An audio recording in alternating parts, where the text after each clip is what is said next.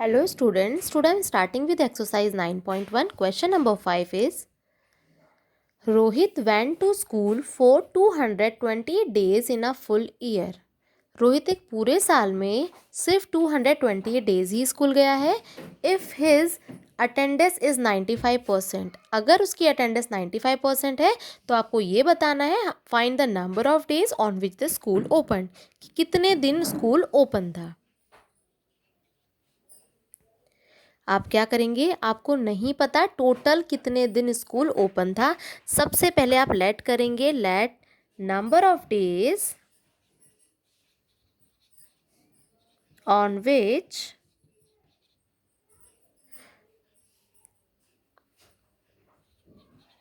School open, कितने दिन school open था. बी एक्स, माना कि वो एक्स डेज स्कूल ओपन था, राइट. फिर आपको क्या करना है, आपको पता है अगर हम परसेंटेज वाइज बात करें तो हमें क्वेश्चन ने गिवन किया है कि वो 95% डेज स्कूल गया है. अगर हम नंबर ऑफ डेज वाइज बात करते हैं तो ये भी हमें पता है कि वो 228 डेज स्कूल गया है. दोनों ही चीज़ें इक्वल हैं तो हम इन्हें इक्वेट कर सकते हैं, क्योंकि ये भी नंबर ऑफ डेज ही है जो जितने दिन वो स्कूल नहीं गया है, ये भी नंबर ऑफ डेज हैं जितने दिन वो स्कूल नहीं गया है. लेकिन ये नंबर ऑफ डेज में भी कन्वर्ट नहीं हुआ है.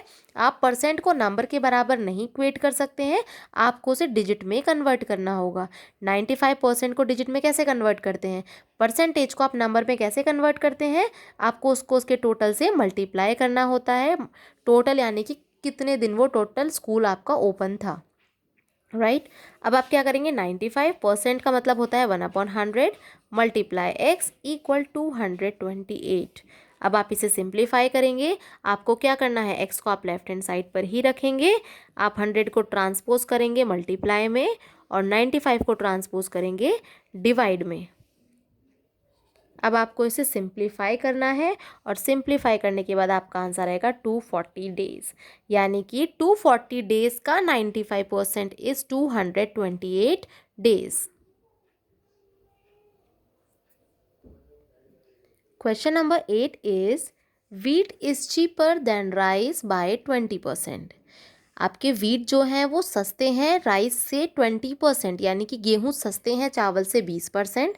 Bye what percent is rice costlier than wheat, तो आपको ये बताना है कि चावल कितने परसेंट महंगे हैं गेहूं से, राइट. तो आपको क्या करना होगा, उसके लिए आप सबसे पहले लेट करेंगे, मानेंगे द कॉस्ट ऑफ वीट.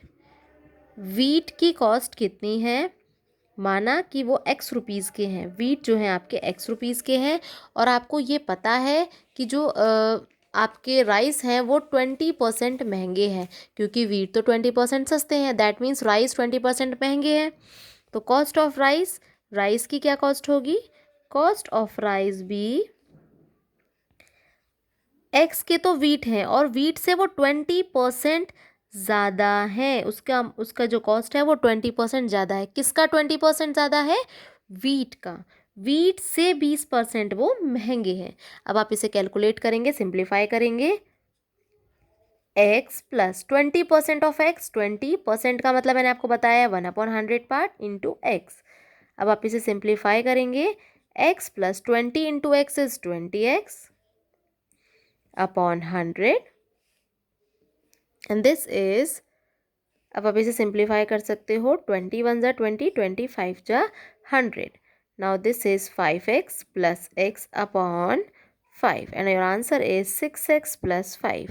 यानी कि आपने निकाल लिया है राइस की जो कॉस्ट है वो 6x प्लस 5 है और जो वीट की कॉस्ट है वो आपने x लेट की है, राइट. अब आप क्या करेंगे, आपको ये पता लगाना है कि कितने परसेंट जो आपके गेहूं हैं वो कितने परसेंट, सॉरी आपके जो चावल हैं वो कितने परसेंट महंगे हैं गेहूं से.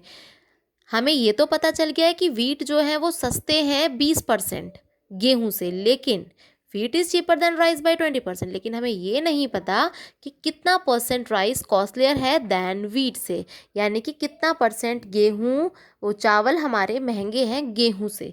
आपको ये पता करना है, जिसके लिए आपको क्या करना होगा, सबसे पहले आप दोनों के अमाउंट का, दोनों के जो कॉस्ट है उसका डिफरेंस फाइंड करेंगे. डिफरेंस ऑफ कॉस्ट, दोनों के जो भी कॉस्ट होगी उसका आप डिफरेंस निकालेंगे।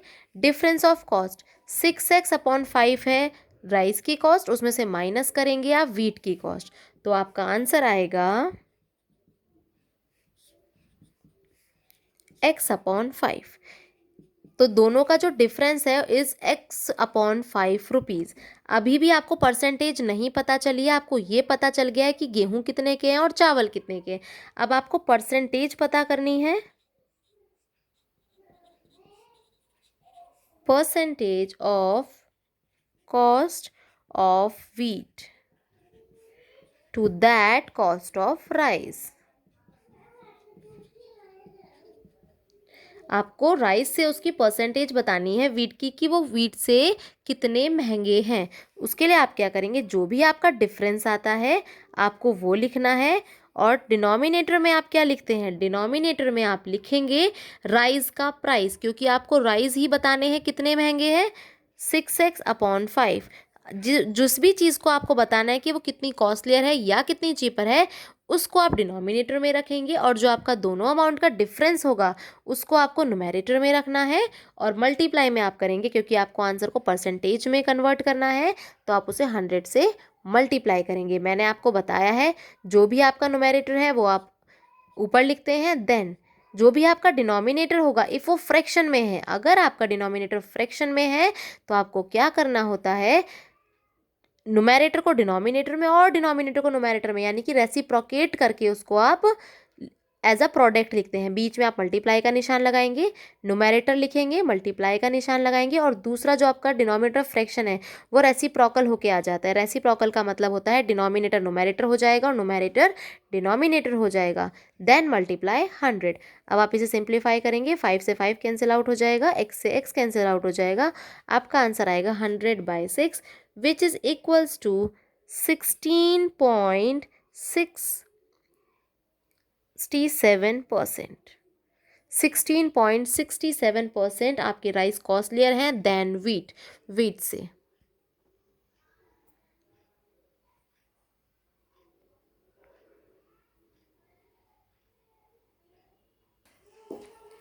Question number 10 is the value of a machine depreciates every year by 5%।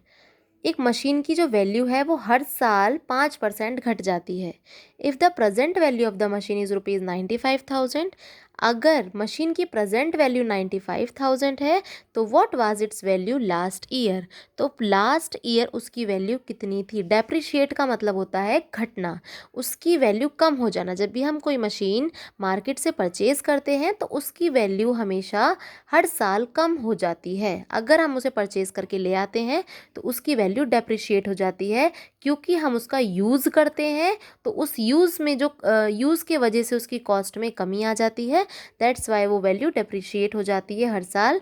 और जो यहाँ पे मशीन है उसका बताया है कि वो 5% हर साल डेप्रिशिएट यानी कि कम हो जाती है। तो अगर उसकी प्रेजेंट वैल्यू 95,000 यानी कि अभी भी उसकी वैल्यू 95,000 है, तो बताइए उसकी लास्ट ईयर वैल्यू कितनी थी। तो मैंने आपको बोला है जो भी अमाउंट आपको मिसिंग है आप उसे आप पूछा है उसे आप मान लेंगे। Let the value of machine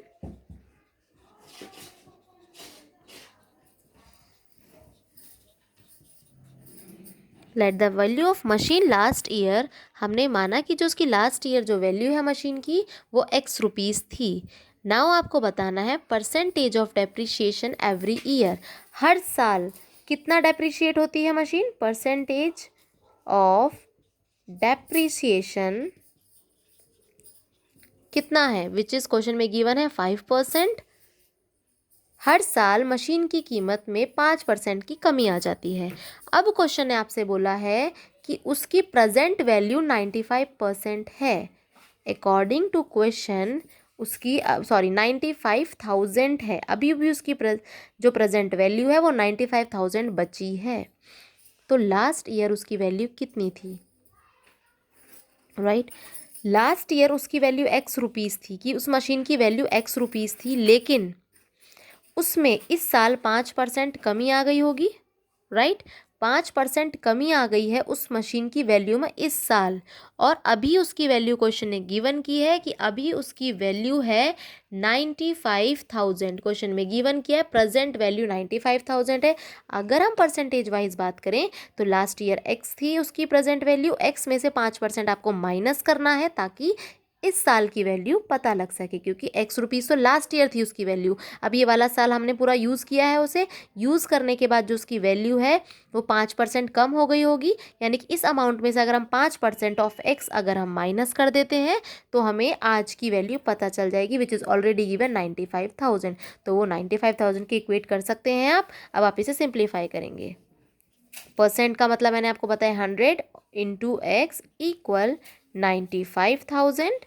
now x is equals to x आपका यहाँ पर है, यहाँ पर भी आपका x है, और आपको ध्यान रखना है इनके बीच में माइनस का निशान है, x माइनस 5% ऑफ x। अब आप इसे सिंप्लीफाई करेंगे।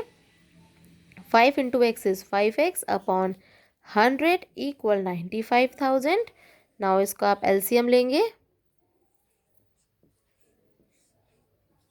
This is 100x minus 5x equal 95,000। 100x minus 5x is 95x upon 100 equal 95,000. Now 95x equal 95,000 multiply, ये आपका डिवाइड में है, ये मल्टीप्लाई में ट्रांसपोज हो जाएगा। Now 95,6 is equals to 95 lakh.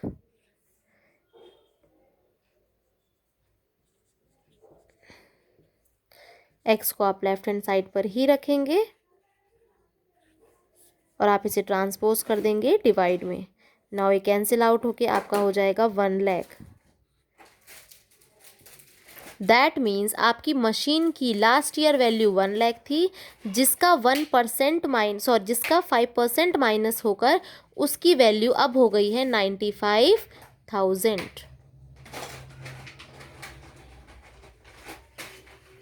यानी कि उसकी वैल्यू पहले 1 लाख थी, माइनस हो गए हैं उसमें से 5,000, जिसके वजह से अब उसकी वैल्यू 95,000 है।